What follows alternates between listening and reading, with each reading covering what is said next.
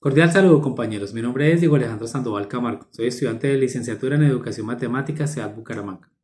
Para dar respuesta a las preguntas planteadas en la tarea 3, comenzaré con dar respuesta a la primera pregunta. ¿Cuáles son las principales características de los textos literarios y los textos informativos? En primer lugar, hay que aclarar que los textos literarios cuentan con características especiales. Una de ellas es que utilizan la fantasía y la imaginación dentro de sus historias. Además, narran de manera subjetiva los hechos.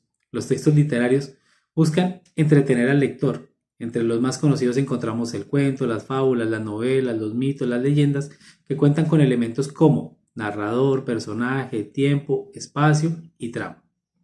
Por otro lado, se encuentran los textos informativos, que son aquellos que se deben escribir de forma objetiva, es decir, sin que el autor incluya su opinión personal o postura frente al tema. En cuanto a la pregunta número 2, ¿qué diferencia hay entre un texto expositivo, explicativo, con un texto argumentativo? La principal característica es que el texto argumentativo busca presentar una postura frente a un tema, defendiendo mediante argumentos. En este tipo de texto, el autor formula una tesis y a partir de ella explica las razones para defenderla y llegar a una conclusión.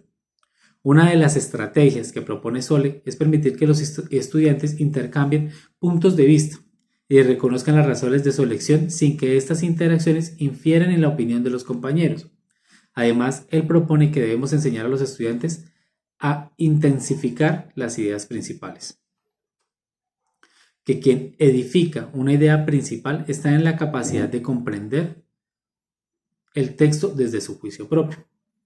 Los estudiantes son capaces de valorar y proyectar el contenido de lo que el autor plantea en su escrito, como la relación que tiene este texto con su propia información y con textos leídos. Cuando un estudiante realiza un texto argumentativo de nivel crítico o valorativo, está en la capacidad de producir un juicio propio y de valor frente a la información presentada. Gracias.